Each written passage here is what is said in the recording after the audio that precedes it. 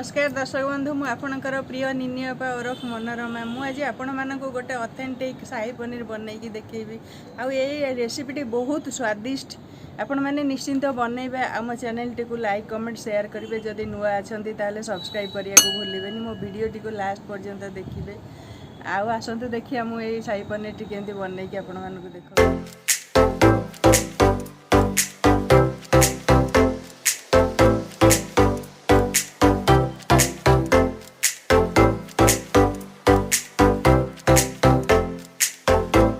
पंदर 16टा काजू को नहीं नख उषुम पानी में बतुरी देछि आको बाटिकरी आमे जेतबेले रेसिपी बनैबा ता देरे मझिटे दे देबा। एबे आमे शाही पनीर बनैबा आरंभ करिया। वर्तमान मु कढ़ाई बसई देछि आ कढ़ाईटा गरम भी हे गेलानी। मु टिके तेल देबी फर्स्ट 2 चम्मच आ 2 चम्मच बड़ चम्मच रे घी दे देबा। गुआ घी देसी गुआ घी यूज कर देसी गुआ घी यूज करेंगे। गरम हो गलानी आमे फास्ट टिके जीरा दे देबा आधा चम्मच जीरा आ 4टा गुजराती छोट 2 खंड दालचीनी दे दूची 6-7टा लवंग दूची 2टा बड़ अलैच दूची आ 2टा तेजपत्र भी एमती छिंडे दे दूची। प्रथम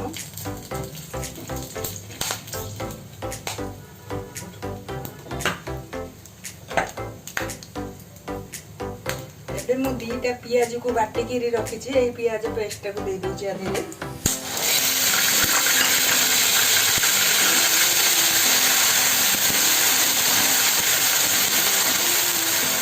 पियाज पूरा गोल्डन ब्राउन होता पर्यंत एमती पूरा भाजी भल भाव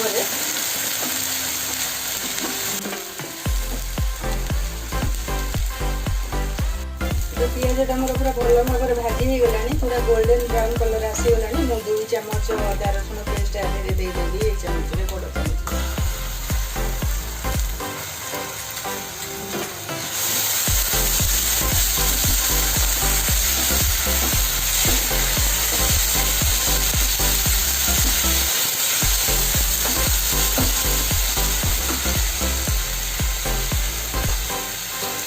टिके पानी दे दूची मु आधे रे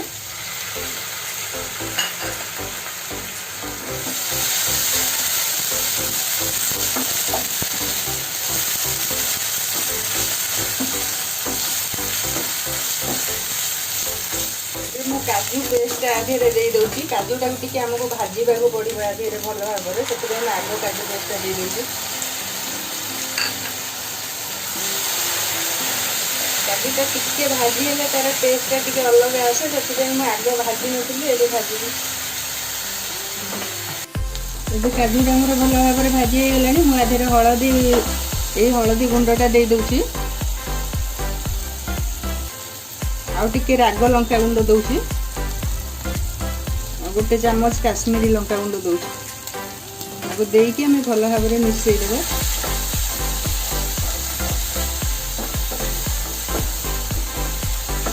किसी समय कषा भल भाव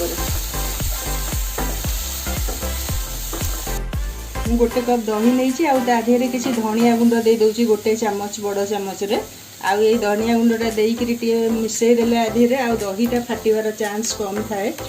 तरकारी देला बेले दहीटा फाटी जाए प्राय समय किंतु ये धनिया गुंडा जब मिसई गोले देवे आ दहीटा फाटबनी बेसी समय। तेज आम यही दहीटा को देदेबा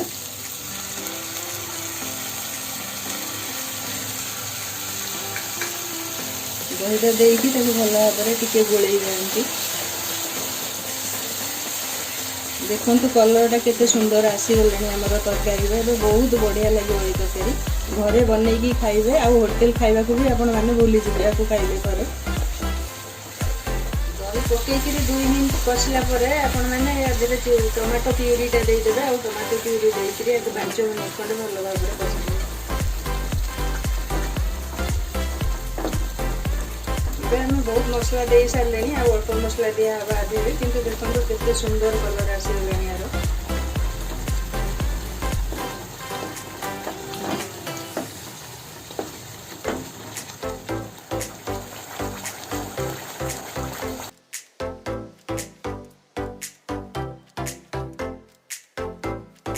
2-3 मिनिट कषिला आम आपको टिके समय घोड़े दबा 2 मिनिट में। एबे हमर भल भाव में कषि गलानी आम स्वाद अनुसार लुण देदेबा आधे।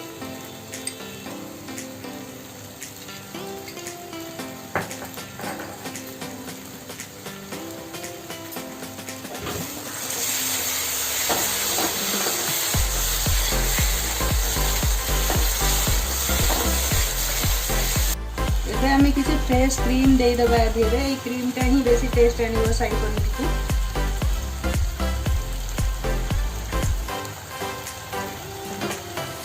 आपको आ सहित मिसईदेवे भल भाव में। आ 2 मिनिट खंडे आपको छाड़देवे से घोड़े।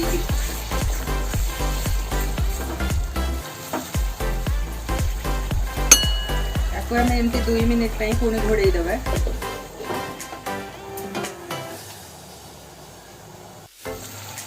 हमर मसला बहुत बढ़िया भाव हो गई।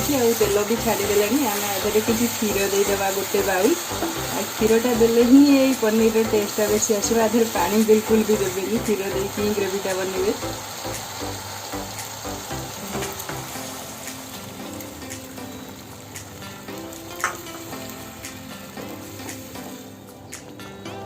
एबे आम क्षीर देदेले। क्षीर देदेला परे मसलाटा फुटिबो। फुटिला परे आम पनीरटा को आधे देदेबा। एबे हमर मसलाटा बहुत भल भाव में हो गलानी। आम आधे पनीरटा को काटिकी रखी दिया पनीरटा को देदेबा।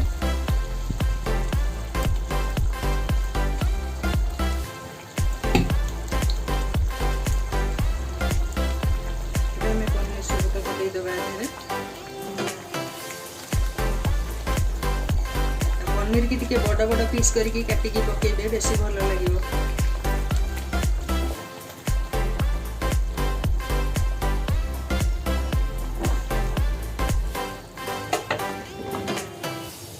एबे हम एक अल्प समय पे घोड़े देबा टिके।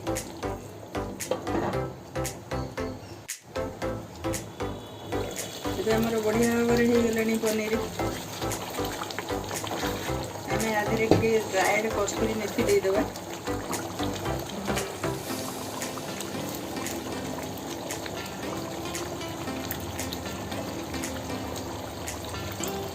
किसी गरम मसला गुंड देदेबा।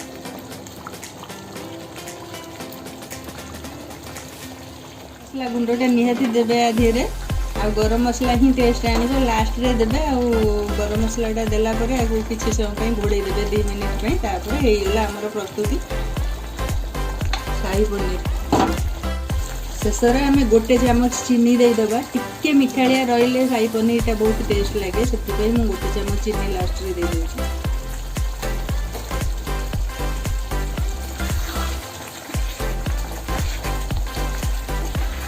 आमर शाही पनीर प्रस्तुति।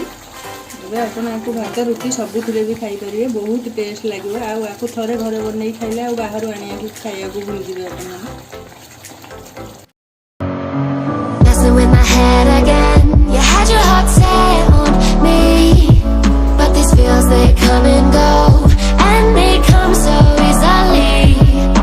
देखो बढ़िया क्रीमी टेक्सचर आसी। बहुत बढ़िया देखा खाइबा बहुत टेस्ट लगे।